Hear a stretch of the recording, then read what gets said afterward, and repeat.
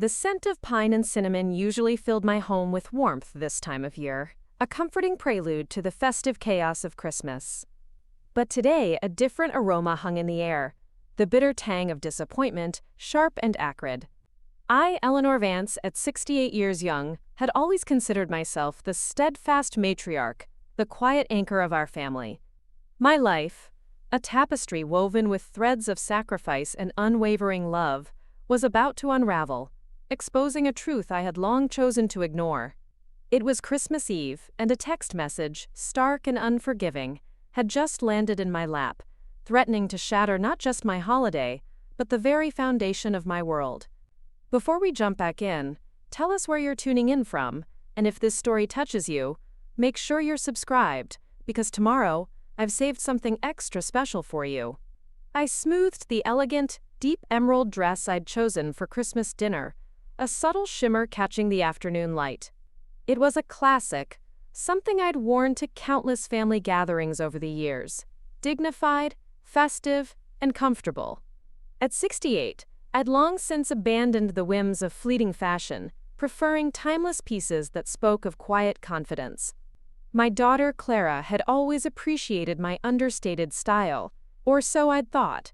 She'd said dinner was at 7, leaving me a comfortable hour to finish my preparations. My gaze drifted around my living room, a sanctuary filled with the echoes of a life well lived. Each object held a memory, a silent testament to joys and sorrows, triumphs and quiet moments. There was the framed photograph of Arthur, my late husband, taken on our golden wedding anniversary, his eyes twinkling with the love that had sustained me for 5 decades. Nearby, a smaller faded picture showed Clara as a little girl, her face smeared with chocolate cake, celebrating her 5th birthday. Then, a more recent snapshot, my grandson Leo, at his high school graduation, a proud, hopeful smile on his face, and my granddaughter Sophie beaming beside him, her arm linked through his. These images, more than mere decorations, were silent witnesses to a time when our family felt whole, uncomplicated, and bound by an unspoken affection. My eyes lingered on Arthur's picture.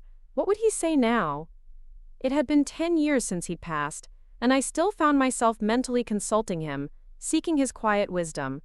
"Eleanor, don't let them take advantage of you," he would often say, his voice a gentle warning. Arthur always knew how to set boundaries, even with our own daughter. I, on the other hand, had always struggled with that. My heart, perhaps too soft, too eager to please, had often led me astray. The gentle hum of my phone vibrating on the antique side table startled me from my reverie. A message from Clara. A smile touched my lips. Perhaps she was calling to offer a ride, or to ask if I needed any last-minute ingredients for my famous cranberry sauce, though such offers had become increasingly rare in recent years. I reached for my reading glasses, my fingers trembling slightly with a mix of anticipation and a familiar, quiet hope. The message flashed on the screen, short and abrupt. "Mom, I'm so sorry, but we've had to cancel Christmas dinner tonight. Mark's family decided to come into town unexpectedly, and we're hosting them instead. We'll reschedule for another day." I reread the message, a knot forming in my stomach. Something didn't add up. Clara had called just yesterday, her voice brimming with excitement, insisting I be there. She'd even hinted at a special announcement they wanted to share with the whole family. Cancelled? On Christmas Eve? It was unlike her, or at least, unlike the Clara I thought I knew. My brow furrowed in confusion. I looked at the message again, searching for a hidden meaning, a kinder explanation. Just as I was about to dismiss it as a sudden, regrettable change of plans, my phone vibrated again, a new notification popping up, overlaying the previous one. This time, the sender wasn't Clara. It was a number I didn't immediately recognize, but the message itself sent a chill down my spine, colder than any winter wind. "You weren't invited to dinner. Clara doesn't want you there." My hand trembled, the phone suddenly feeling heavy, as if it contained the weight of 1,000 unspoken truths. My heart clenched, a sharp, agonizing pain, as if someone had wrapped icy fingers around it, squeezing the very breath from my lungs. It couldn't be, not from anyone in my family. But then, A name appeared beneath the message, confirming my worst fears. It was Mark, Clara's husband. His name, his number. A wave of nausea washed over me. I sank slowly into the plush armchair, still clutching the phone as if letting it go would sever the last fragile link to reality, to the life I believed I had.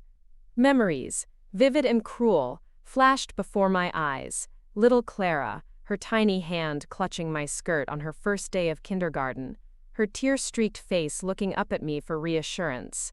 Teenage Clara, giggling as she confided her first crush, asking for advice on boys. Adult Clara, introducing Mark to me, her eyes shining with a happiness I had genuinely shared. And now, this message. Cold, detached, alienating. Was it a sudden decision, a spur-of-the-moment cruelty? Or was this just the first time they had decided to be truly honest with me? How many times had they discussed me behind closed doors? Their voices hushed, their intentions veiled. How many smiles had been fake? How many invitations forced, extended out of obligation rather than genuine desire? My gaze, unfocused and distant, fell upon a glossy brochure lying innocently on the coffee table. It was an advertisement for the Willow Creek Estates apartment complex, Clara and Mark's new home. A sprawling, modern house with panoramic views of the valley, complete with a state-of-the-art kitchen and a spacious guest suite. The house for which I'd made a substantial down payment just 6 months ago. "Mom, it's an investment in the future," Clara had said then, her voice persuasive, her eyes sparkling with ambition. "A place for family gatherings. Your corner will be too." My corner. I grinned bitterly, a hollow, mirthless sound. Apparently, that corner had just disappeared. I remembered the day Clara and I had been at the bank. The manager, a polite but visibly surprised young man, had looked at me with poorly concealed astonishment as I signed the paperwork. "Are you sure, Mrs. Vance? It's a substantial sum." I had been sure. Arthur had left me enough, more than enough, so I could help our daughter, our only child. It felt like the right thing to do. A continuation of Arthur's legacy of quiet generosity. There were other investments after that. A new, safer car for Clara, better for traveling with the grandchildren. Private school tuition for Leo, because the boy has special learning needs, Grandma. A complete kitchen remodel for Clara, because she works so hard, Mom, she deserves comfort. Each time, I had pulled out my checkbook, and each time, it had felt like the right thing to do, a small act of love and support for my family. And what did I get in return? Rare phone calls, formal visits on holidays, and now, this text. I rose slowly, my joints aching with a weariness that went beyond the physical. I walked over to the antique secretary, a piece inherited from my own mother, where I kept all my financial documents neatly arranged. Folders meticulously labeled, with receipts, bank statements, and canceled checks. The folder labeled Clara was, by far, the thickest. I opened it, my fingers tracing the familiar lines of my own handwriting on the checks, and started going through the documents. Here was a check for $50,000, a loan to start a boutique Clara had dreamed of, a venture she had abandoned after barely a year. A receipt for an exclusive business coaching program for Mark, essential for his career growth. A bill for extensive landscaping on their previous home, to boost its curb appeal, Mom. Sophie's expensive summer camp. She needs to broaden her horizons, Grandma. How many things had I paid for over the years? How many times had I helped, supported, rescued? And for what? To be barred from the doorstep of a house I'd paid for? The phone vibrated again, startling me. I flinched, my heart leaping, expecting another cruel message. But it was a different name on the screen. Sophie, my granddaughter. "Grandma, are you coming over today? I missed you." My hand hovered over the keyboard, my mind racing. Sophie had always been different. Sincere, caring, even when her parents and brothers seemed to forget I existed. She made time to stop by, to call, to ask how I was doing. She was the only one. I typed slowly, carefully, choosing my words to shield her from the full ugliness of the truth. "Honey, it looks like your parents have decided it's best for me to stay home."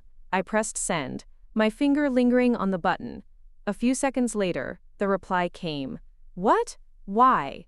Dad said yesterday that you absolutely had to be there. So, Sophie didn't know. I imagined her now, standing somewhere in that new, grand house, perplexed, perhaps even hurt. The house I'd paid for. My gaze fell back to the open file folder, its contents a stark reminder of my folly. All these years, I thought I was buying my family's love and respect, but as it turned out, I was only renting their time and attention, and the lease, it seemed, had just expired. I picked up my cell phone, my resolve hardening with each beat of my aching heart. I dialed my bank's number. After a few beeps, a polite, professional female voice answered. "Good evening, Willow Creek Community Bank. How may I help you?" "Good evening," I replied, my voice surprisingly steady. "My name is Eleanor Vance. I'd like to consult about some regular payments from my account." "Of course, Mrs. Vance. I will need to ask a few questions to confirm your identity." As she listed her questions and I patiently answered, a plan began to form in my mind. Clear. Ruthless. Fair. "Thank you for the confirmation, Mrs. Vance. What exactly can I do for you?" "I'd like to cancel all automatic payments and transfers from all my accounts. Every single one." There was a brief, almost imperceptible pause on the other end of the line. "All payments, Mrs. Vance? You have quite a few." "Yes, all of them. And I also need to revoke the power of attorney I gave to my daughter, Clara Vance." "I see." I could hear the slight confusion, the hint of surprise in her voice. "This is a major change, Mrs. Vance. Perhaps you should come down to the bank branch for a more detailed—" "I'll come down tomorrow morning and sign the necessary documents," I interrupted, my voice firm. "But I need the process to start today. Is that possible?" Another pause. This one longer. "Yes," she finally said, her voice regaining its professional composure. "We can temporarily suspend all payments until your visit, but we'll need your signature for a full reversal." "Oh, that's great. Suspend everything right now." While she typed something on her computer, I looked at Arthur's picture. "You were right, honey," I thought. "You can't let people sit on your neck, even if they are your own children." "Ready, Mrs. Vance? Temporary suspension activated. You have a total of—" She paused, and I could almost hear her scrolling through the long list. 212 regular payments and transfers, all of which are blocked until your visit to the branch. 212. I had no idea there were so many. 212 ways I'd supported my daughter and her family. "Thank you," I said, my voice barely a whisper. "I'll be there tomorrow when it opens." I hung up the phone and felt a strange, almost dizzying sense of relief. It was as if a heavy backpack I'd been carrying for years, filled with the weight of expectations and unreciprocated efforts, had suddenly been lifted off my shoulders. The phone vibrated again. Clara. Sophie must have said something to her. I didn't bother answering it. Instead, I wrote a short message. Then, my finger froze over the send button. Was I ready to turn the page? To destroy the fragile peace I had supported for so long with my money and patience? But hadn't they been the first to destroy it by denying me even basic respect? Hadn't they decided I was no longer needed, not even in the house I'd paid for? I pressed send. And then, with a decisive click, I turned the phone off.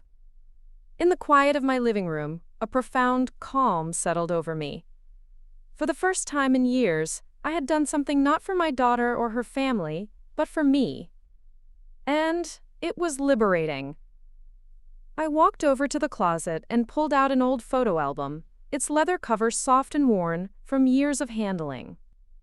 As I flipped through the pages of my life, my wedding to Arthur, Clara's birth, family vacations, holidays, I realized that somewhere along the way, I'd lost myself. I had melted into the needs of others, forgetting my own desires and dignity.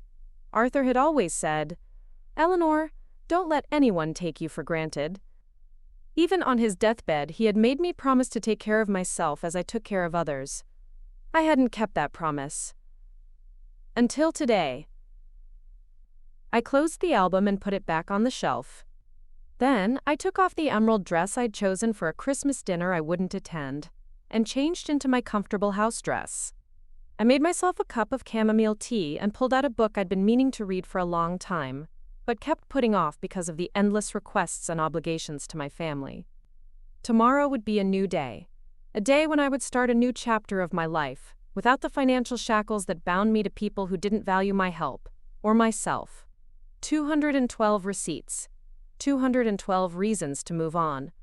I took a sip of tea and opened the book, savoring the silence and the newfound freedom of choice.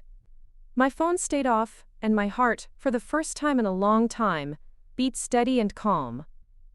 The Willow Creek Community Bank opened at 9 in the morning, but I arrived 20 minutes before, parking my car in the still empty lot. The night had been surprisingly peaceful. It was the first time I'd slept without sleeping pills in a long time, a deep, restorative slumber. Determination, a quiet but potent force, had given me strength. When the bank doors finally opened, I was the first customer. The young woman behind the counter, her smile welcoming, greeted me. "Good morning. Can I help you?" "I need to see Mrs. Jenkins," I replied. Linda Jenkins had worked at the bank for almost 30 years. She was the person Arthur and I had always gone to for our financial matters, a trusted confidant more than a bank manager. A few minutes later, I was sitting in Linda's office. She hadn't changed much over the years. The same neat, silver-streaked bob, the same attentive eyes behind her thin-rimmed glasses. "Eleanor, it's good to see you." She shook my hand, her grip firm and reassuring. "I was informed about the call yesterday. All 212 payments have been suspended as you requested. Is something wrong?" I looked her straight in the eye, my gaze unwavering. "I want to cancel them all, forever, and cut off Clara's access to my accounts." Linda took off her glasses and wiped them with a tissue, a gesture I'd noticed she made whenever she was thinking about something important, weighing her words. "Eleanor, we've known each other for years. Are you sure? It's a rather radical decision." "I'm absolutely sure," I stated, my voice leaving no room for doubt. She nodded, a flicker of understanding in her eyes, and started typing something on the computer. "That's good. I'll prepare all the necessary documents. It will take some time. You do have a lot of automatic payments." While the system was generating the documents, Linda pulled out a thick folder from a drawer. "Here are printouts of all your regular transactions for the last year. It might be helpful for you to look through them, so you don't miss anything." I opened the folder. Pages and pages of statements, each line a record of money flowing out of my pocket and into my family's. The first receipt was the monthly mortgage payment for Clara and Mark's new house, $4,200. I remembered the day Clara had brought me to see this house, her eyes wide with excitement. "Mom, this is the perfect place for our family. And for you! There's a guest room with a private bath on the first floor. You won't have to climb the stairs." A guest room I'd never slept in. A house they now wouldn't let me enter. The next receipt was the insurance on Mark's luxury SUV, a vehicle Clara had insisted was necessary for his work with high-level clients, minus $950 quarterly. I kept leafing through the pages. Payment for a membership to the exclusive country club where Clara was supposedly making, quote, business connections. Bills for a private dental clinic because Leo had a special bite and needed a specialist. Sophie's college tuition. The only money I didn't regret, a genuine investment in her future. Each receipt brought back a memory of a conversation, a request, sometimes even tears. "Mom, we're so tight on funds right now." "Grandma, this is the latest model. Without it, I'll be a white crow." "Eleanor, you don't want your grandson to suffer from complexes, do you?" Receipt after receipt, page after page, traveling a map of my naivety and their relentless greed. "Here's the paperwork to cancel all payments," Linda's voice brought me back to reality, "and the power of attorney revocation form. Please read it carefully and sign it if you agree." I took the pen and signed without hesitation, my hands steady, my resolve unwavering. "Eleanor," Linda lowered her voice, her expression softening, "if you need any help, any advice, it's all right." "It's all right, Linda." I smiled, a genuine, unburdened smile for the first time in a long time. Everything was truly okay. Walking out of the bank, I felt lighter, as if I had shed an invisible weight that had been dragging me down for years. My next stop was my lawyer's office. Francis Whitaker had been working with our family since Arthur was alive. His graying beard had grown longer and his glasses thicker, but the sly gleam in his eyes remained the same. "Mrs. Vance, what a pleasant surprise." He pointed to the worn leather chair opposite his desk. "What can I do for you?" "I want to change my will," I said calmly and confidently, "and set up a lifetime trust to protect my assets." Francis raised an eyebrow, a hint of curiosity in his gaze. "May I ask what prompted this decision?" "Family circumstances have changed," I replied, not wanting to go into details.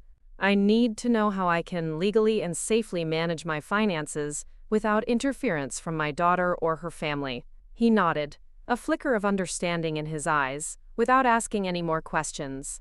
"There are several options. Let's discuss each of them." We spent the next hour talking about irrevocable trusts, financial power of attorney, and contingent provisions in a will. Francis took meticulous notes and explained the legal intricacies with patience and clarity. I felt strangely free, empowered to make these decisions, to chart my own course. When we finished, I checked my phone. 15 missed calls from Clara, 7 from Mark, and 3 from Leo. None from Sophie. "Should I have the paperwork ready by the end of the week?" Francis asked as he walked me to the door. "The sooner the better," I replied. "And Francis, thank you." He nodded understandingly.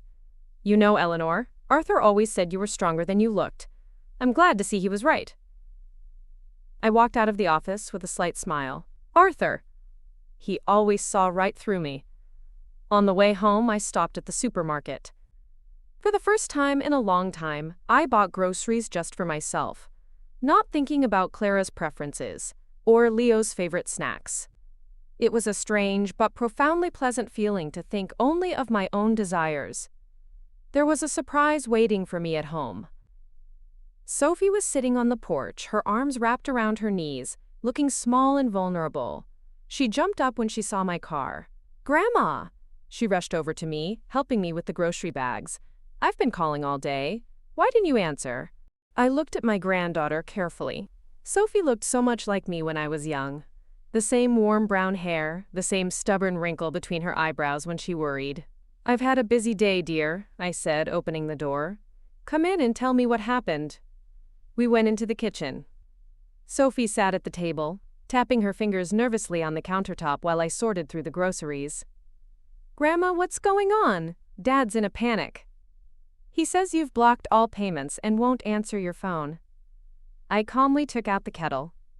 "It's true. I've decided to cut off your family's financial support." "But why?" I could hear the genuine bewilderment in her voice. Did something happen? I poured water into the kettle and put it on the stove before answering. "Your mother canceled my invitation to the family dinner last night. Said she didn't want me there." Sophie turned pale. "What? No way! Dad's been saying all week how important it was that you come." "I have a message." I pulled out my phone and showed her Mark's text. Sophie covered her mouth with her hand as she read. "Oh my God! I didn't know, I swear!" Her eyes filled with tears. "It's awful, Grandma. I don't understand how he could." I put a cup of tea in front of her. "That was the last straw, Sophie. For years I've paid for everything, from your house to Leo's tennis lessons, and all that time I felt like I was being used. Yesterday, I got confirmation." Sophie was silent, staring into her cup, her shoulders slumped. Then she looked up at me, her eyes red-rimmed. "You know, I've always seen it, how they, take advantage of your kindness, especially Mom." I nodded. Deep down, I always knew Sophie understood more than she showed. "What's going to happen now?" she asked quietly. "I mean, they have a lot of payments to make, loans. They'll have to manage on their own." I shrugged. "They're adults with good jobs. Clara's a successful real estate agent. Mark's a regional sales manager. They'll be fine." The phone on the desk rang again. "Clara." I muted it. "Aren't you going to answer it?" Sophie asked. "Not today." I shook my head. I needed time to collect my thoughts. and she needs time to realize the consequences of what she'd said. Sophie looked at me thoughtfully. You know, Grandma, I've never seen you so determined. I smiled weakly. I hadn't seen myself like that for a long time. We finished our tea in cozy silence. When Sophie was about to leave, she hugged me tighter than usual. Are you okay? Sure you don't want me to stay? I'm perfectly fine, dear, I stroked her cheek. Go on, and don't worry about me. She nodded, but stopped at the door. I'm not taking sides in this conflict, Grandma. You understand that, don't you? Of course I do, I smiled. This is between me and your parents. It has nothing to do with you. After Sophie left, the house fell silent again. I checked the mail. There was a notice of a failed charge on Leo's credit card. That fast. Apparently, my grandson was living up to his credit limit. I set the letter aside and sat in the chair by the window. My phone kept vibrating with incoming messages and calls, but I paid no attention to it. Instead, I pulled out an old photo album and opened it to a random page. A picture from 20 years ago, me and Arthur, young Clara and Mark, and little Leo and Sophie on a picnic. Everyone was smiling. When did things change? When did support become an obligation? When did love change to an expectation of financial assistance? I closed the album and walked over to the hallway mirror. The woman looking back at me from there looked tired, but there was something new in her eyes. A determination I hadn't seen in years. Time to remember who you are, Eleanor Vance, I said to my reflection. The ringing of the doorbell interrupted my thoughts. My heart jumped. Was it Clara? I went to the door and peered through the peephole. Lorraine Campbell, an old friend of mine, stood on the doorstep with a basket in her hands. Eleanor! She hugged me as soon as I opened the door. I called, but you didn't answer. I thought I'd drop by, make sure you were okay. Come in, Lorraine. I let her in. I'm sorry, I turned my phone off. Just a little family emergency. Lorraine set the basket on the table, homemade cookies and a jar of jam. Family problems? She looked at me carefully. Clara again? Lorraine had never hidden her opinion of my daughter-in-law. Predator, she called her. Mark, this time. I briefly recounted yesterday's message and my decision. Lorraine listened without interrupting, her expression shifting from concern to quiet satisfaction. When I finished, she took my hand. At last, she exclaimed, so relieved that I couldn't help smiling. I'm sorry, Eleanor, but I've watched them take advantage of you for years. How many times I wanted to say enough, but it was none of my business. I know, I sighed. You were right all along. I just didn't want to see. So what now? Lorraine asked, pouring us tea. Clara must be panicking by now. Let her panic, I shrugged. I need time to sort out my feelings, and them to realize what they'd lost. We talked with Lorraine through the evening. For the first time in a long time, I didn't feel like a mother or a grandmother, but just a woman talking to a friend. It was liberating. By the time Lorraine left, it was getting dark. I decided to finally check my phone. 37 missed calls. 23 messages. I started going through them, wrinkling my nose at the tone that was becoming more and more desperate and demanding. Mom, what's going on? Why isn't the mortgage payment going through? Eleanor, it's Clara. We need to talk. It's urgent. Grandma, my card's been blocked. I'm stuck in town with no money. The last text from Clara came just 10 minutes ago. Mom, I'm on my way to see you. We need to talk. I felt my muscles tense up. Was I ready for this conversation? But there didn't seem to be a choice. I turned off the light in the living room and walked to the kitchen. Put the kettle on. I took out my best teacup, the one I only drank from on special occasions. Today was a special occasion, the day Eleanor Vance finally said no. I heard the sound of a car pulling up and looked out the window. Clara. Alone. Without Mark or the kids. That was unusual. She usually had control of all the important conversations. The doorbell rang, like the signal for the fight to begin. I took a deep breath, squared my shoulders, and went to open the door. Clara stood on the doorstep, unaccustomed to being disheveled. Her usually neat hair was slightly askew, and her eyes were a mixture of irritation and panic.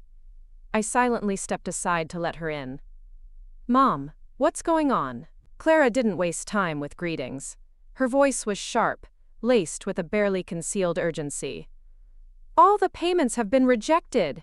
The bank says you've revoked all the authorizations. We can't pay the mortgage." I walked into the kitchen, where the kettle was already boiling, a soft whistle filling the tense silence. "Do you want tea?" I asked calmly, taking out a second cup. "What tea?" Clara shook her hands in despair, her voice rising. "Do you realize what's going on? The bank called about the late payment? Mark is hysterical." I poured boiling water into the teapot, the fragrant steam rising, and turned to my daughter. "I understand. I have canceled all financial obligations to your family. All 212 payments. I have no intention of resuming them." Clara froze, as if she couldn't believe what she was hearing. Her mouth opened and closed, no words coming out. "What? Why?" She slumped back in the kitchen chair, her eyes wide, fixed on me. "Is this some kind of joke? You weren't invited to dinner. Clara doesn't want you there." I quoted Mark's message, watching her expression change, the panic in her eyes deepening into a chilling realization. "That was a message from your husband, Clara. Not a joke. And my response wasn't a joke either." She went pale and lowered her head, her perfect composure finally cracking. "It's not what you think," she started, her voice a strained whisper, but I interrupted her. "What am I supposed to think? That my own daughter's husband kicked me out of the door of the house I paid for? That my daughter doesn't want me at their Christmas table even though I fund their lifestyle?" I put a cup of tea in front of her, but she didn't even look at it. "Mom, it was stupid, I admit it. Mark shouldn't have written it. I was upset and you decided to make him happy by insulting your mother," I finished for her, my voice flat, devoid of emotion. "That's very sweet, Clara." "Mom, please," she said, a pleading tone now in her voice, a stark contrast to her usual assertiveness. "We can't do this without your help. We have a mortgage, loans. Leo has to pay for college." I took a sip of my tea, feeling the anger inside, a slow, simmering heat that I hadn't let come out in years. "Didn't you think about that when you denied me even basic respect? When you criticized my clothes? When Leo missed my birthdays? When you didn't call me on the anniversary of your father's death?" Clara looked ashamed, her gaze fixed on the tabletop, but I saw a flicker of irritation in her eyes. She was always a bad actor. "Mom, we appreciate everything you do for us. We do. It's just that sometimes," she hesitated, searching for words, "sometimes there are misunderstandings. We all love you, even Mark, even though he doesn't always show it." I looked at my daughter, a grown woman, a mother of two, who now looked like a little girl caught stealing cookies. "Clara, I don't believe you," I said quietly, my voice cutting through the silence. "I don't believe you love me. You love my money, my help, my willingness to solve your problems. But you don't love me." "That's not true." She jumped up from her chair, her voice suddenly loud. "How can you say that?" "Because it's true." I remained seated, keeping my composure. "When was the last time you asked me how I was feeling? Inquired about my life? Invited me over for no reason, not when you needed money or help with the kids?" Clara opened her mouth but couldn't find anything to say. I continued, my voice calm but firm. "Your father always said you can't buy love. I didn't listen. I thought if I was generous enough, helpful enough, you'd appreciate me. I was wrong." "Mom." Clara took a step toward me, her hand reaching out, then dropping. "I understand you're upset. Why don't you let Mark and I come over this weekend? Talk things over calmly." "No," I shook my head. "I don't need to. My decision is final." "But how are we going to pay for the house?" I could hear the panic in her voice. "The cars? Leo's tuition?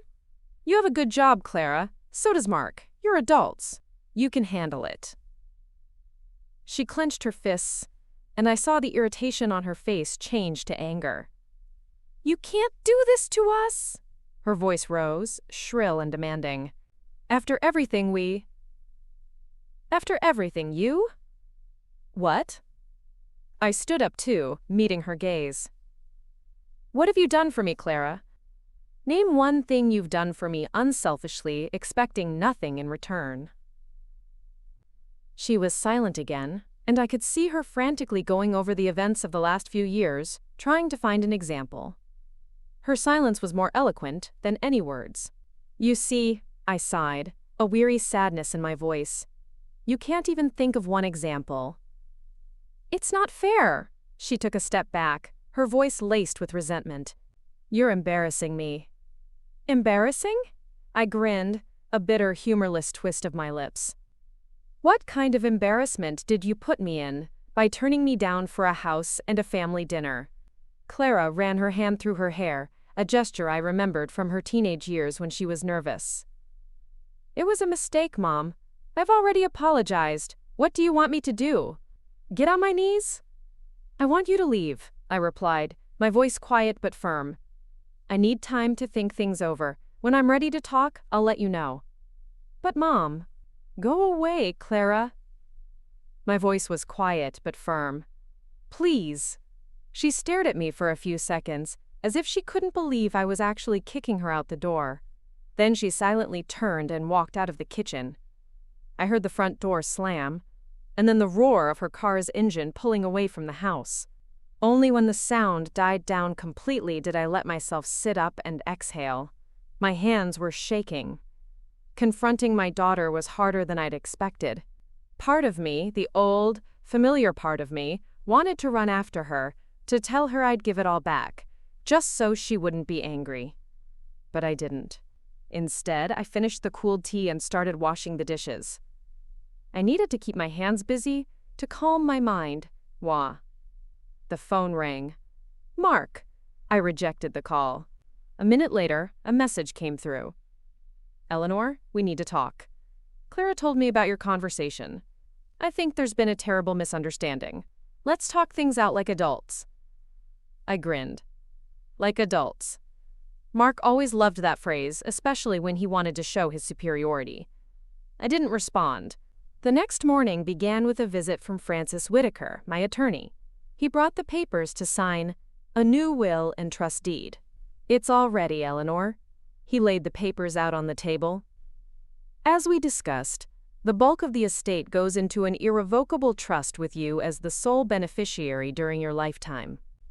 Upon your death, the assets are distributed according to your instructions, 40% to Sophie, 10% to a local animal shelter charity, and the rest to your discretion." I went through the documents carefully. Clara and Leo received the minimum shares required by law. Mark received nothing. "That's right." I nodded and signed each sheet. Francis watched me with a slight smile. "You know, Eleanor, in 30 years of practice, I've rarely seen such drastic changes in wills. Usually people hesitate, doubt." "I've hesitated enough already, Francis." I signed the last one. "For years." He nodded and gathered the papers. "I'll file them today. I'll send you copies within the week. And Eleanor," he paused, his expression serious, "if you need legal help with any possible conflicts with the family, I'm always at your service." After Francis left, I decided to take a walk. It was a clear day, and the fresh air helped clear my mind. I headed toward the park where Arthur and I often went on weekends. Taking a seat on a bench, I watched the children and their parents playing. A young woman with a little boy caught my eye. She was patiently helping him build a sandcastle, laughing with him as the structure collapsed. I remembered doing the same thing with Clara years ago. Where and when had we lost that simple joy of being with each other? My thoughts were interrupted by the phone ringing. Leo's number. I hesitated but decided to answer it. "Grandma," his voice sounded tense. "Is it true? Did you cancel all the payments?" "Hello, Leo," I tried to speak calmly. "Yes, it's true." "But why?" He sounded genuinely puzzled. "What happened?" "Your father didn't explain. He said something about a misunderstanding. About you being offended by some message." "Grandma, my credit card's been blocked. I can't pay the rent," Leo said quickly, his voice rising in panic. I sighed. Leo was always straightforward, straight to the heart of the problem. How it affected him personally. "Leo, you're 23 years old. You work for a marketing company. Why are you still dependent on my money?" "Yeah," he hesitated. "You've always been there for me. I'm used to." "Exactly," I interrupted him. "You're all used to it." You took my help for granted.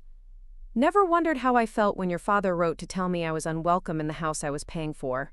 There was silence on the other end of the line. "Did Dad really write that?" Leo finally asked, and I could hear a note of disbelief in his voice. "Yes, he did." I didn't soften the blow. "And that was the last straw, Leo. For years I supported your family. Paid for your house, your cars, your education, even your tennis club. And what did I get in return? Disrespect, neglect, and formal visits on holidays. Grandma, he stammered again. "I didn't know you felt that way." "Because none of you ever asked," I said without anger, simply stating a fact. "You took and took without thinking about how I felt." Silence again. Then a quiet question. "So what now?" "Now you have to deal with it on your own," I said calmly, like all adults do. "But Grandma, I have to go, Leo," I interrupted him. "Think about what I said and how you've all treated me over the years." I ended the call and just sat for a while watching the park. Talking to Leo had left a strange feeling, a mixture of sadness and relief. Sadness at realizing how shallow our relationship had been. Relief that I'd finally told the truth. I spent the evening reading a book I'd been putting off for a while. Before I went to bed, I checked my phone. A few more missed calls from Clara and Mark. A message from Sophie. "Grandma, our house is in chaos. My parents are fighting. Leo is in a panic about money. Are you okay? Can I come over tomorrow?" I replied, "Yes, dear. I'd love to see you. I'm perfectly fine." The morning brought an unexpected surprise. Clara was standing on my doorstep, impeccably dressed, her hair styled to perfection, and wearing a strange, forced smile. In her hands was a box of cakes from an expensive pastry shop, a peace offering that felt utterly disingenuous. "Eleanor, good morning." She handed me the box, her voice overly sweet, almost saccharine. "May I come in? We need to talk." I let her in silently, my mind racing, wondering what strategy she'd chosen this time. Clara walked into the living room, her eyes doing their usual appraising sweep of my home, a look that always made my hands go cold. It was a habit I'd grown to despise, a subtle judgment of my simpler, less ostentatious lifestyle. "Eleanor," she sat on the edge of the couch, her hands folded primly in her lap, like a student awaiting a lecture. "I think there's been a terrible misunderstanding." "Really?" I sat down across from her, making no move to offer her tea or coffee. Her elaborate pretense was tiresome. "Mark shouldn't have sent that message." She shook her head. A look of genuine regret pasted on her face.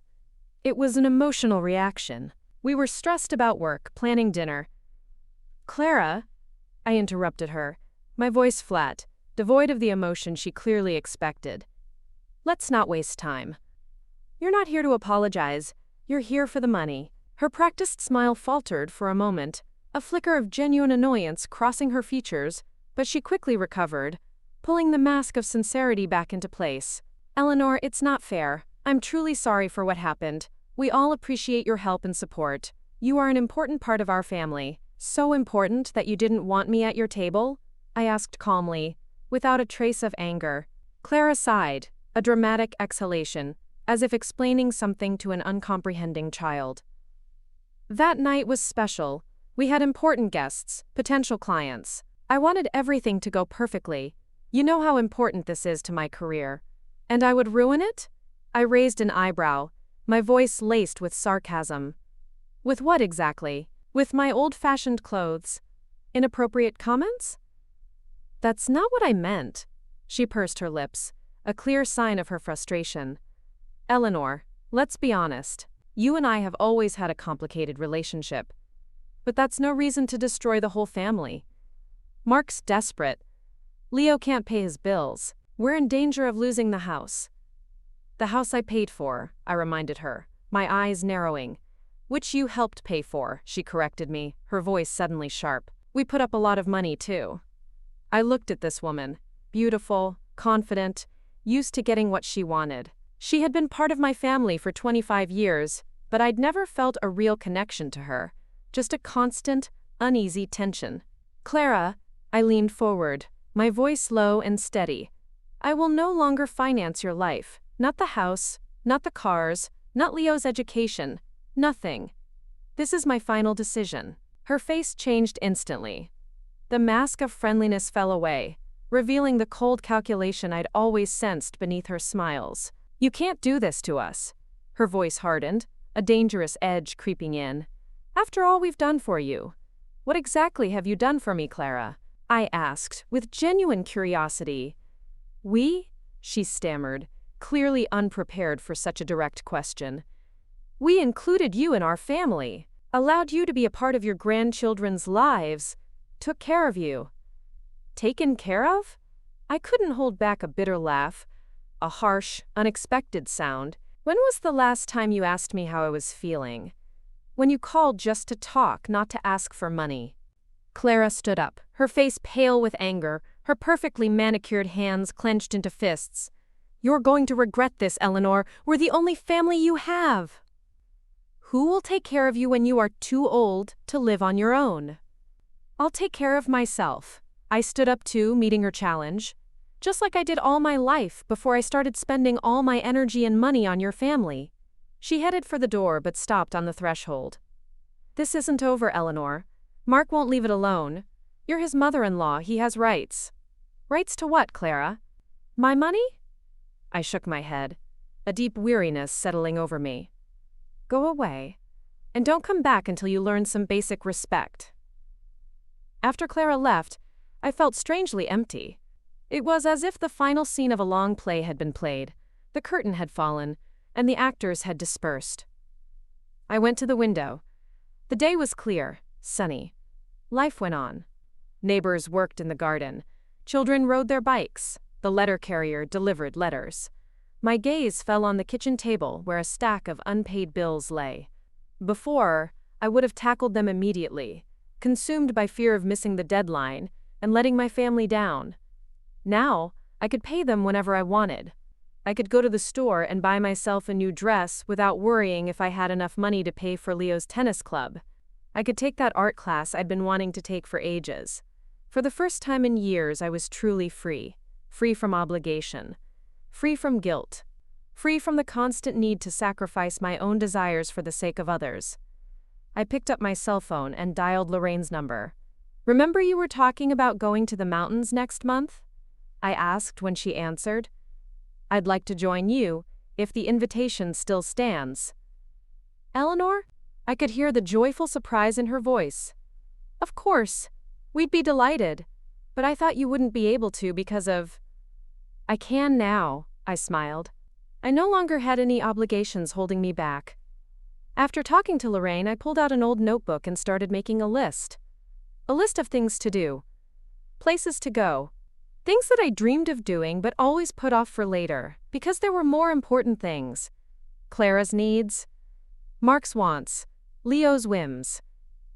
Now it was my time. Eleanor Vance's time. And I was going to make the most of it. The phone rang again. Mark. I firmly rejected the call. I had more important things to do today. It had been a surprisingly quiet 2 weeks.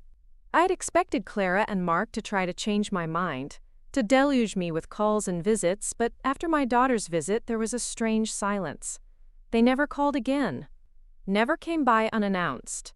Only Sophie stopped by a couple of times, her visits a balm to my soul, but she and I had tacitly agreed not to discuss the family drama. Tuesday morning greeted me with bright sunshine. I sipped my coffee leisurely on the veranda, browsed through the catalog of a travel company. A trip to the mountains with Lorraine was scheduled for next month, but why not plan something else? I'd only seen Europe in pictures and movies. Arthur had always dreamed of showing me Italy, the home of his ancestors. We'd been saving that trip for retirement, but when it came, his health no longer allowed for traveling. I flipped through pages of photos of Rome, Florence, Venice, imagining myself there with a camera in comfortable shoes, without having to rush home to help with the grandchildren or solve Clara's next financial problem. The doorbell interrupted my reverie. Lorraine stood on the doorstep with a large wicker basket. "Good morning, traveler," she smiled as she entered the house. I brought croissants from the new French bakery and fresh gossip. I laughed as I led her into the house. What better way to spend a Tuesday? We settled on the veranda. Lorraine poured the coffee she'd brought in a thermos and pulled out the croissants that were still warm. So, she took a bite of the pastry, a satisfied hum escaping her lips. How's your new free life going? Unaccustomed, I admitted, a small, honest smile on my face. Sometimes I wake up feeling like I've forgotten something important, and then I remember that the only person I have to take care of is myself. Lorraine nodded understandingly. That's normal. You've been living someone else's needs for too long. Your body isn't used to the lack of stress yet. She was quiet for a moment, then added in a more serious tone. I saw Clara at the supermarket yesterday. She was buying canned goods and pasta. No delicacies that she was so used to. I raised an eyebrow. Really? What did she look like? Not as flawless as usual, Lorraine shrugged. Her hair was a little disheveled, her clothes plainer. She didn't notice me, and I didn't say hello. I tried to imagine Clara without her usual gloss, her perfect facade. A difficult task. My daughter always looked like she just stepped off the cover of a fashion magazine. I guess they do have to tighten their belts, I said thoughtfully, a faint sense of satisfaction rising within me. And rightfully so, Lorraine exclaimed with sudden passion. Eleanor, I've watched them take advantage of you for years, especially Clara. That woman has never appreciated your generosity or your patience. I sighed. I know.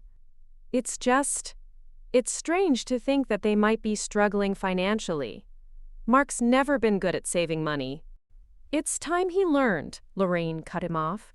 At his age, he should be standing on his own 2 feet, not clinging to his mother-in-law's skirt.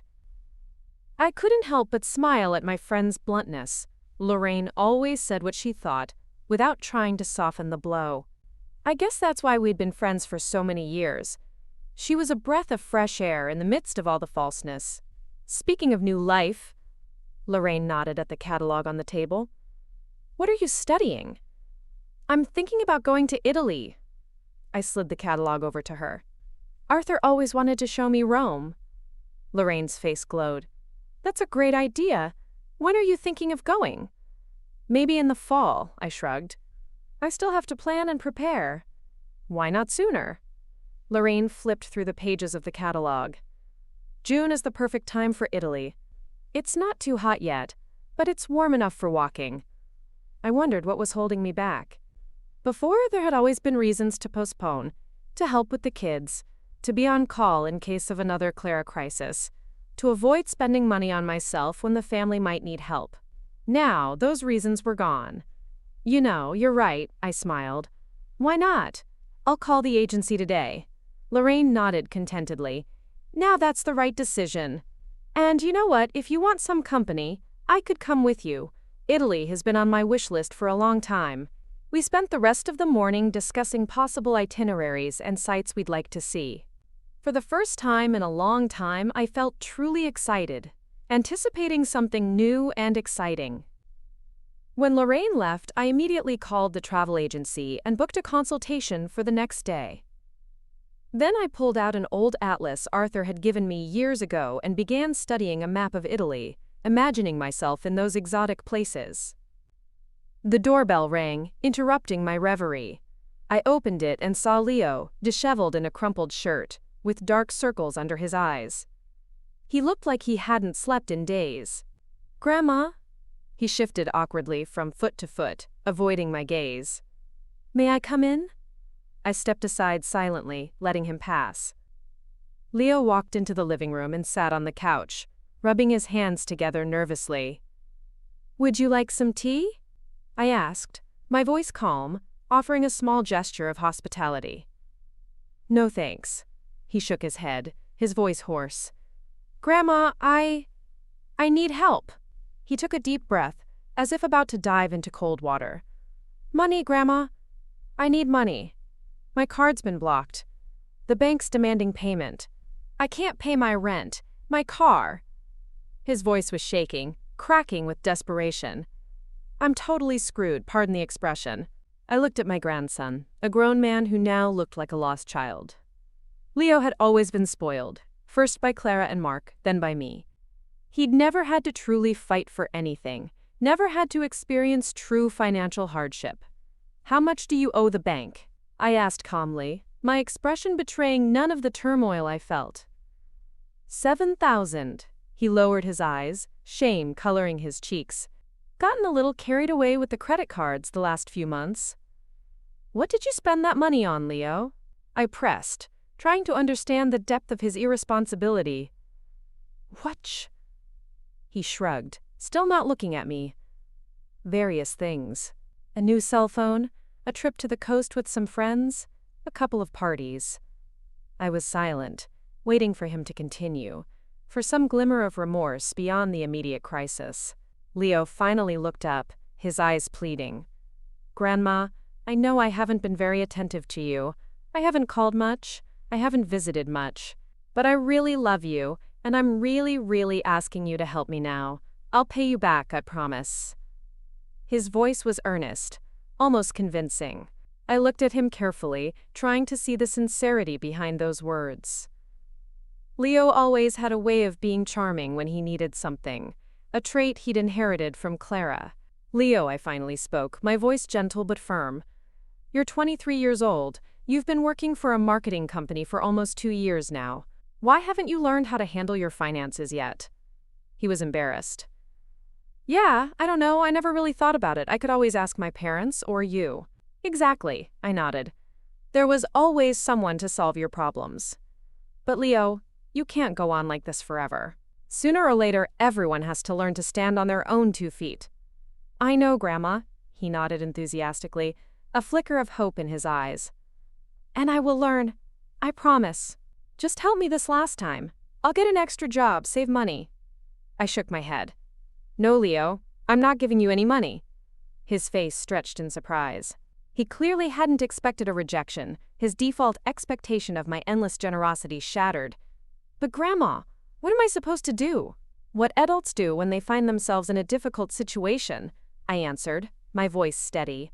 Look for a solution. Talk to the bank about restructuring your debt. Find an additional source of income. Cut back on expenses. Leo looked at me as if I were speaking a foreign language, his brow furrowed in confusion. But, it's so complicated. Life is complicated. I shrugged, a wry smile touching my lips. Especially when you have to take responsibility for your actions. He jumped up, and I could see the full range of emotions on his face. Disbelief, resentment, anger. So you're just leaving me? After all these years of telling me you love me? I love you, Leo. I remained calm, my gaze unwavering. That's why I refuse to continue supporting your addiction to my money. That's not love, that's codependency, and it's hurting you more than it's helping you. He was almost shouting now, his face red with indignation. You're just getting back at all of us because of some fight with Dad. I looked at my angry grandson and saw in him a reflection of Clara, the same violent reaction to rejection, the same inability to take no for an answer. Leo, please sit down, I said quietly but firmly. To my surprise, he obeyed, flopping back onto the couch, defeated. I'm not taking revenge on anyone, I continued, my voice measured.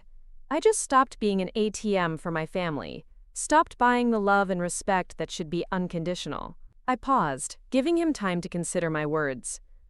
Think about this. When was the last time you came to me just for fun, without asking for money or help? When you took an interest in my life, in my feelings?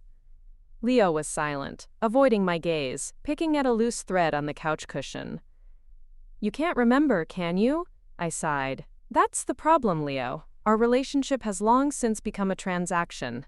I give money, you pretend to care about me. It's not a family, it's a business arrangement. Not true, he shook his head, but without the same confidence. We care about you, we do. I raised an eyebrow. Name me one thing you've done for me unselfishly in the last year. Leo hesitated, his forehead furrowed with tension.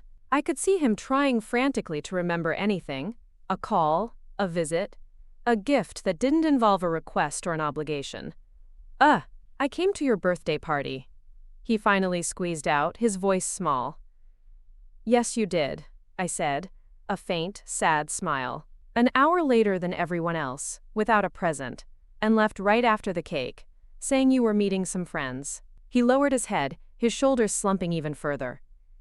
I didn't mean to. I didn't think. That's right, Leo. You weren't thinking. Neither of you were thinking about my feelings. I softened my tone, the anger dissipating into a weary disappointment. I'm not mad at you. I really am. I'm just not going to participate in this unhealthy relationship anymore. We sat in silence. Leo looked depressed, hunched over on the couch, lost in his own predicament. I suddenly saw him as the little boy I'd taught to ride his bike, stubborn but vulnerable. Look, I leaned toward him. I won't give you money, but I can offer you something else. He looked up, a glimmer of desperate hope in his eyes. What? My friend Francis Whitaker, a lawyer, is looking for a part-time assistant. Nothing complicated. Sorting documents, answering phones. It won't solve all your problems, but it'll be an extra source of income. If you want, I can talk to him. Leo looked genuinely surprised, a flicker of something new in his eyes, something resembling genuine gratitude. Would you do that for me? After everything I've said? You're my grandson, Leo, I said, my voice gentle. I love you no matter what, but my love will no longer be expressed in checks and credit cards. He was silent for a moment, considering my words, processing this new reality. Then he nodded slowly. Okay, yeah, I'll give it a try. Thank you, Grandma. When Leo left, I felt a strange mixture of sadness and satisfaction. Maybe this conversation was the first step toward building a new, healthier relationship with my grandson. Or maybe it was just another manipulation on his part, a temporary tactic to get what he needed. Only time would tell. Mesiren to bees. That same evening, Sophie arrived. Unlike her brother, she looked collected and calm, her usual thoughtful demeanor intact. I met Leo on the way over, she said as she helped me make dinner, effortlessly chopping vegetables for the salad. He was kind of quiet. We talked about money and responsibility. I wasn't sure he took it well, I admitted, stirring the dressing. Sophie nodded. It's good for him to grow up a little. Leo's always had it too easy. I glanced at my granddaughter. She and Leo were yearlings, but so different. Sophie was always more independent, more mature, possessing a quiet wisdom beyond her years. How are things at home?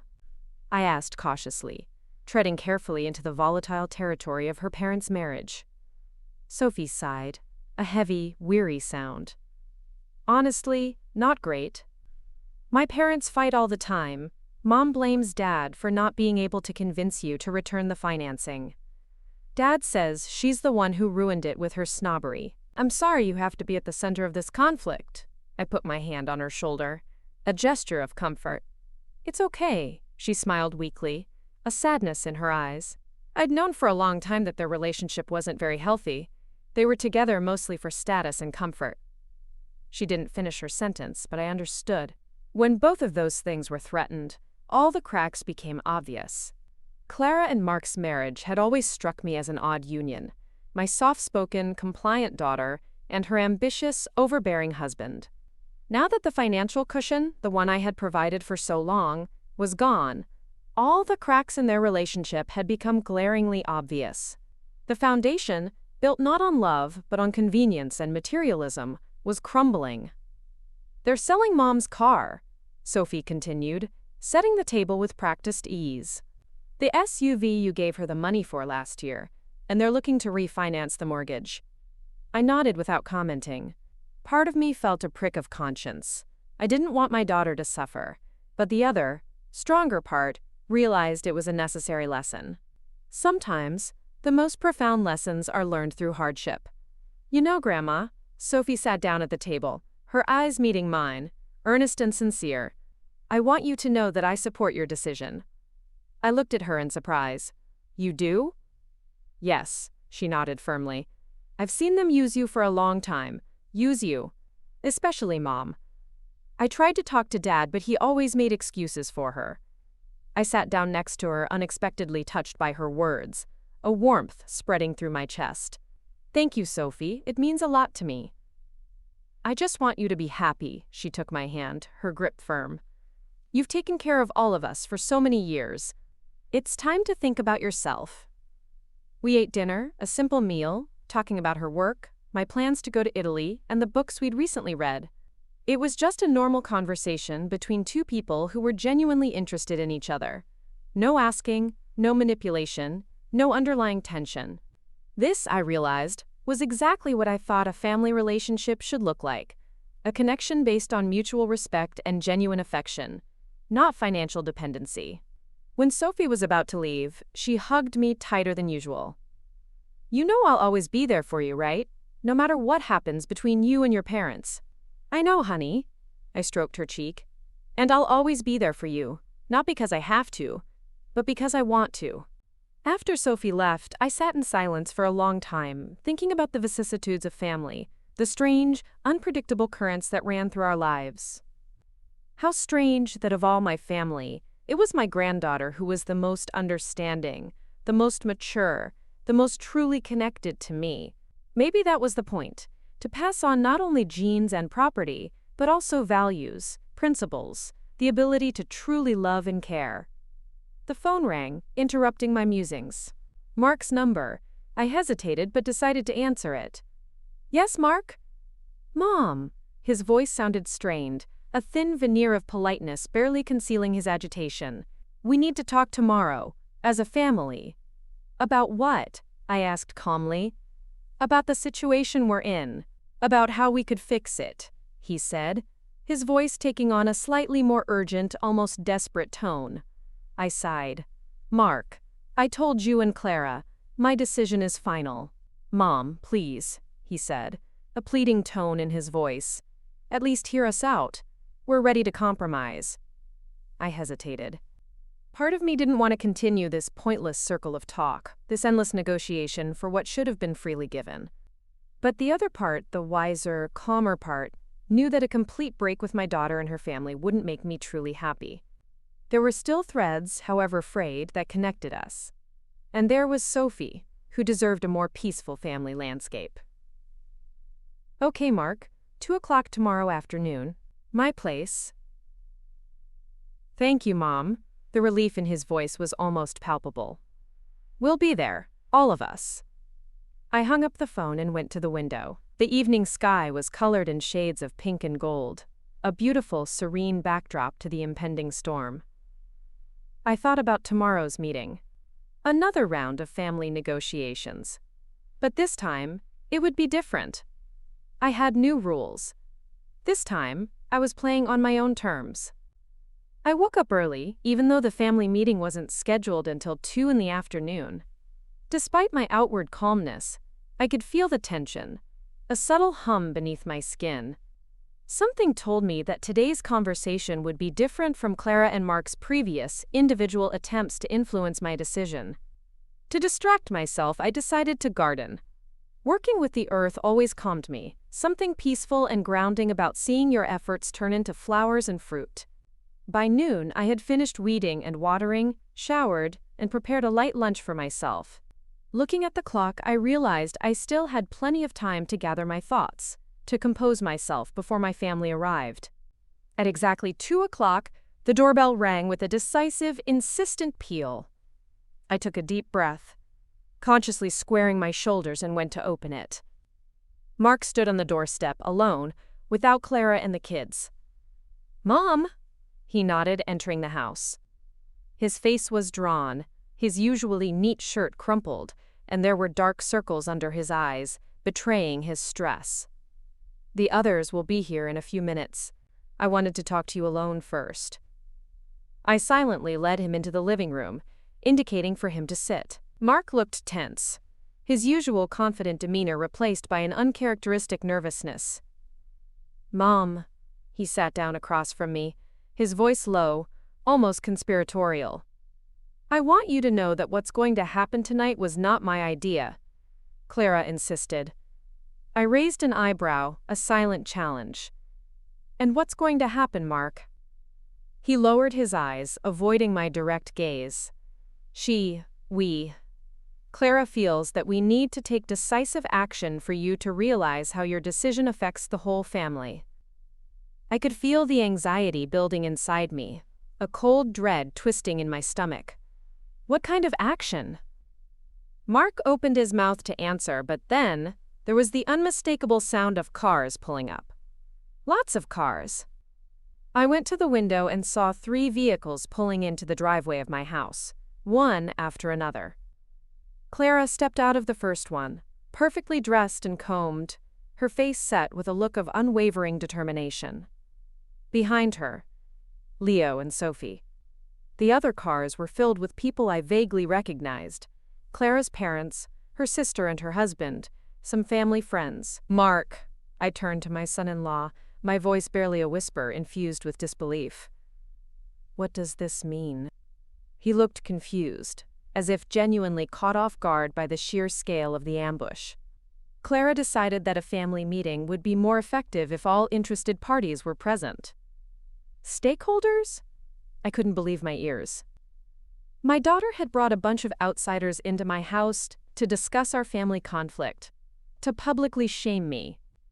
Before Mark could answer, the doorbell rang again, with a demanding, almost aggressive trill. I slowly went to open it, feeling the anger building inside of me. Cold, focused, determined.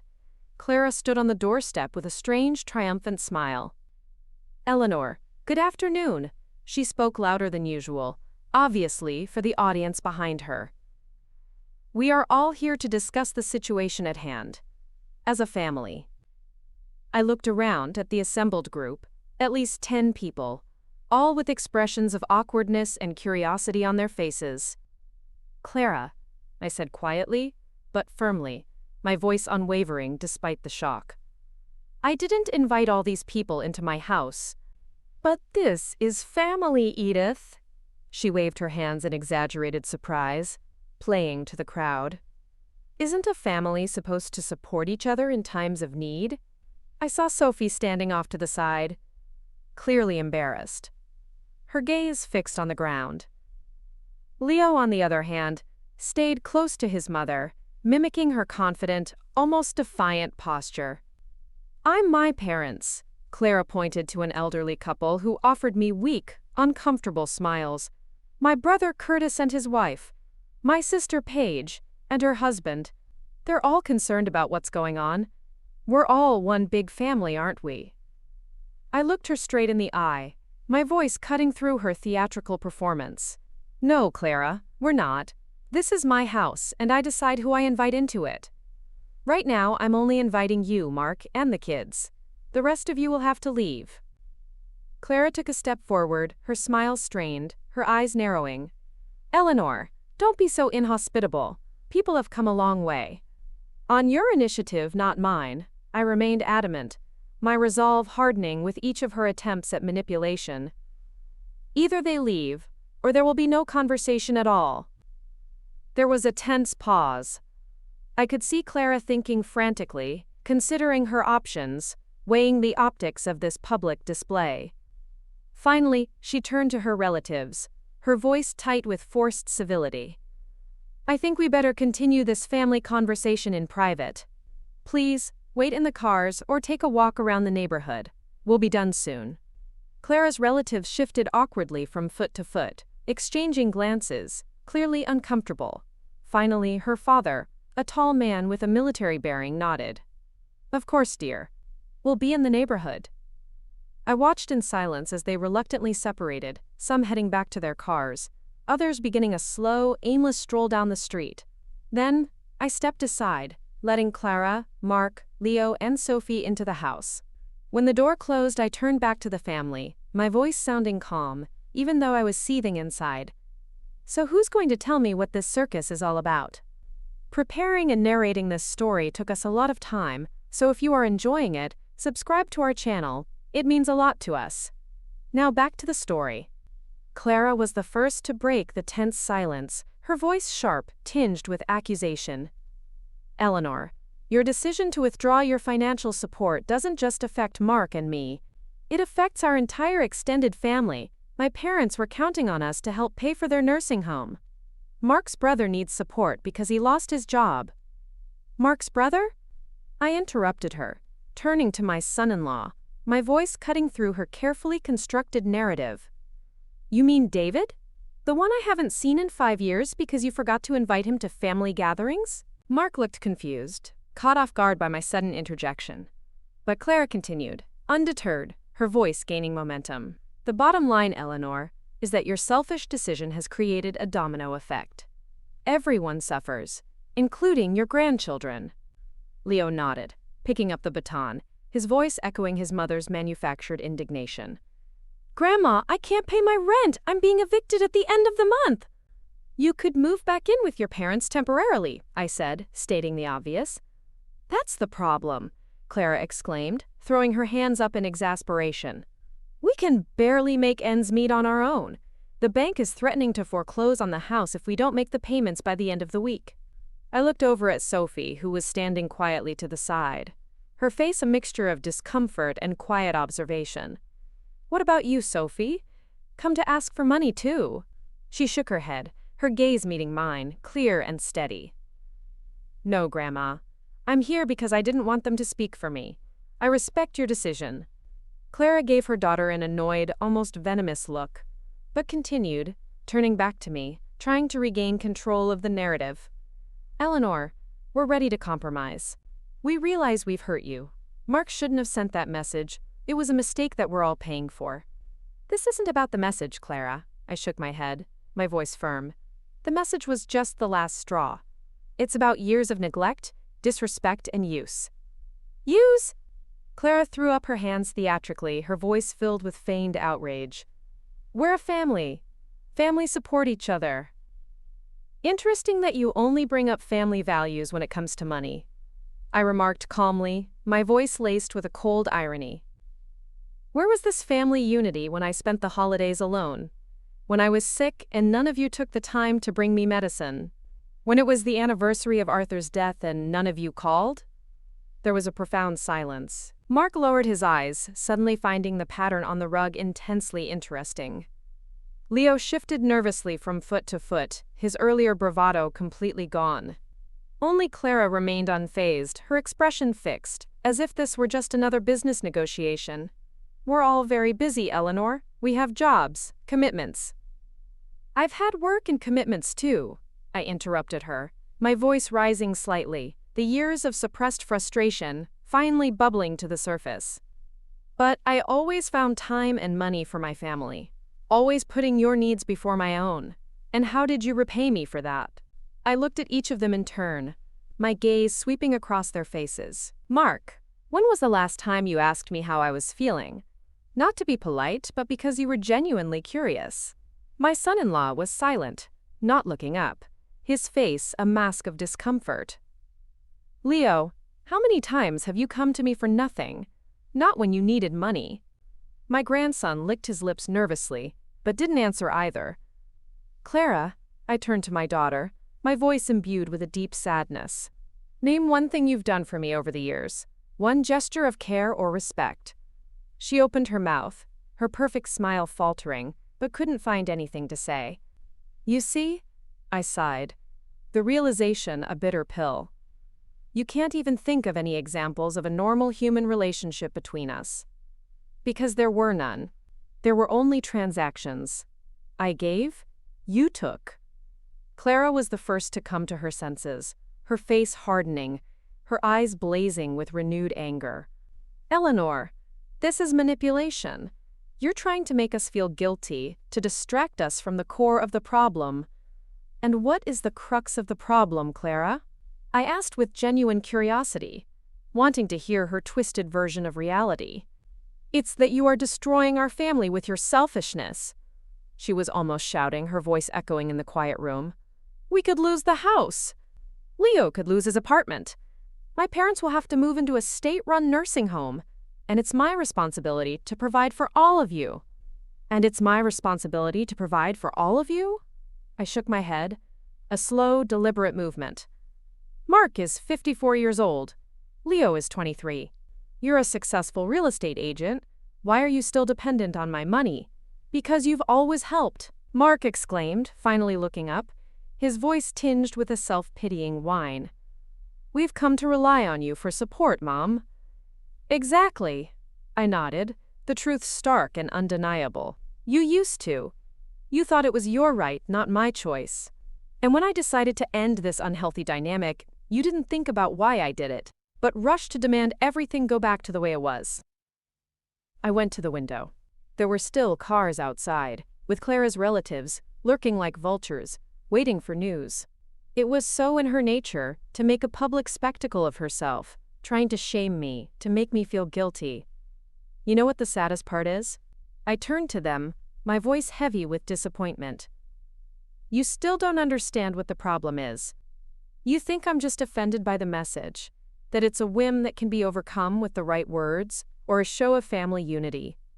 I paused, letting my words sink in. But that's not the point. The point is that I finally saw the truth about our relationship. About how I wasn't a mother, grandmother, or mother-in-law to you. I was an ATM, a source of funds. And when that source dried up, you were suddenly reminded of family values. Clara took a step toward me, her face contorted with pure, unadulterated anger. "You ungrateful, selfish old woman," she hissed, her voice low and venomous. "After all we've done for you." "What exactly have you done for me, Clara?" I asked calmly, my gaze unwavering. "Tell everyone here." She was silent, her lips pressed into a thin line, her furious eyes fixed on mine. "Nothing," I answered for her, my voice clear and cutting. "You've done nothing for me. You tolerated my presence when it was necessary to get my money. You criticized my clothes, my house, my habits. You turned Mark and Leo against me. And now you're surprised I don't want to be a part of it anymore." I turned to Mark. "Son-in-law, I have loved your wife from the first day of her life, and I will love her until the last day of mine. But I will no longer be a part of this toxic relationship. I will not finance your life. I will not turn a blind eye to disrespect." Mark looked lost, his bravado completely deflated. "Mom, what do you want us to do? Do you want us to get down on our knees? Beg for forgiveness?" "No, Mark," I shook my head. "I want you to grow up. Take responsibility for your own lives. Learn to respect not only me, but yourselves." Clara snorted, a derisive sound. "That was a beautiful speech, Eleanor. Very moving. Now let's get back to reality. We need money. Now." I looked at this woman, beautiful, confident, used to getting what she wanted, and all I felt was tired. "No, Clara, not now. Not later. Not ever. You can't do this to us," she raised her voice, her desperation growing. "We're your family." "Family isn't just a common last name," I shook my head. "It's caring, respect, attention. All the things I haven't gotten from you in years." I turned to Leo and Sophie. "Kids, I love you both. My door is always open to you, but not for asking for money. For real communication, if that's what you want." Sophie nodded, tears glistening in her eyes, a silent testament to her understanding. Leo lowered his head, avoiding my gaze, his shoulders slumped in defeat. "Now," I straightened, my voice firm and resolute. "I'm going to ask you all to leave. This conversation is over." Clara stared at me in disbelief, her face a mask of shock and outrage. "You're kicking us out?" "I'm asking you to leave," I repeated, my voice unwavering. "And take all of this support group you brought with you." Clara grabbed her purse and headed for the door, her movements stiff with rage. "You're going to regret this, Eleanor. When you're all alone, you'll remember this day." Mark hesitated, glancing back and forth at his wife and me, clearly torn. "Mom." "Mark, go." I pushed him gently toward the door. "Think about everything I've said. And when you're ready to have a real conversation, not about money, but about you and me, I'll be here." He nodded, a defeated slump to his shoulders, and walked slowly toward the exit. Leo followed him without saying a word, his eyes fixed on the floor. Only Sophie lingered, giving me a quick, tight hug. "I'll call you tomorrow, Grandma," she whispered, her voice choked with emotion. "I'll be waiting, dear." I stroked her cheek, a small comfort in the storm. When the door closed behind the last of them, I sank into the chair, feeling a strange mixture of sadness and relief. There were excited voices coming from the courtyard. Clara was probably telling her side of the story to the assembled relatives, painting me as the villain. I didn't care. I had said my last word. The phone rang. Lorraine. "Eleanor, I just drove by your house and saw a whole delegation at the gate. What's going on?" "It's a long story," I sighed, a weary smile touching my lips. "Clara had a family meeting." "Oh my God," Lorraine hummed, a mix of shock and amusement in her voice. "How did it go?" "As well as could be expected," I replied honestly. "Lots of drama, little understanding. Are you okay? Do you want me to come over?" I'd been thinking before I would have said no, not wanting to bother my friend with my problems, to burden her with my emotional baggage. But now, yes, Lorraine. You should come. I think I could use a friendly shoulder. "I'll be there in 20 minutes, she answered immediately, "and I'll bring that wine we tasted last time." I smiled as I hung up the phone. Something told me that today, painful as it was a necessary step toward a new life. A life where I would come first. 6 months later, the Tuscan sun warmed my face as I sat on the terrace of a small, charming restaurant, sipping a delicious local wine. Next to me, Lorraine was passionately writing something in her travel journal, her brow furrowed in concentration. The rolling hills, covered with vineyards stretching as far as the eye could see, painted a picturesque landscape that felt like a dream. "I'm asking you to leave," I repeated, my voice unwavering, "and take all of this support group you brought with you." Clara grabbed her purse and headed for the door, her movements stiff with rage. "You're going to regret this, Eleanor. When you're all alone, you'll remember this day." Mark hesitated, glancing back and forth at his wife and me, clearly torn. "Mom." "Mark, go," I pushed him gently toward the door. "Think about everything I've said. And when you're ready to have a real conversation, not about money, but about you and me, I'll be here." He nodded, a defeated slump to his shoulders, and walked slowly toward the exit. Leo followed him without saying a word, his eyes fixed on the floor. Only Sophie lingered, giving me a quick, tight hug. "I'll call you tomorrow, Grandma," she whispered, her voice choked with emotion. "I'll be waiting, dear." I stroked her cheek, a small comfort in the storm. When the door closed behind the last of them, I sank into the chair, feeling a strange mixture of sadness and relief. There were excited voices coming from the courtyard. Clara was probably telling her side of the story to the assembled relatives, painting me as the villain. I didn't care. I had said my last word. The phone rang. Lorraine. "Eleanor, I just drove by your house and saw a whole delegation at the gate. What's going on?" "It's a long story," I sighed, a weary smile touching my lips. "Clara had a family meeting."